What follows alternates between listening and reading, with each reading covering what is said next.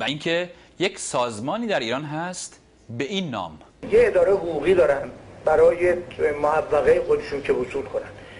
یه سری مقررات گویا اجازه نمیده که این ادارات حقوقیشون خیلی حاد عمل کنن. آمدن با یه سازمانهایی قرارداد بستن. من شرمنده هستم که این لغت رو عرض بکنم. اسم این سازمان ها معروف است به عبدالله شرخر. این عبدالله شرخرها کاری ندارن که بانک تلفن میکنه میگه آقا میگیرمت زندانیت میکنم، کارخونت میبندم، هر کاری که فکر بکنید.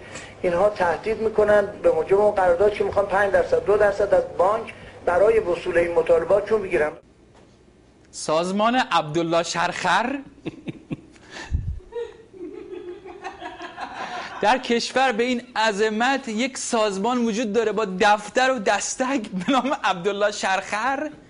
شاید ما زیادی والا به خدا خارج زندگی کردیم دیگه با شرایط ایران آشنا نیستیم، ولی عبدالله شرخر آخه جون مادرت چرا اسمشو نذاشتن مثلا سازمان توسعه و بازیافت مال، یا مثلا سازمان بسیج بازپسگیری حق مستضعفین از خانواده رفسنجانی، یا بنیاد مالی حقوق غیر فتنه‌گران یا چیزی شبیه این.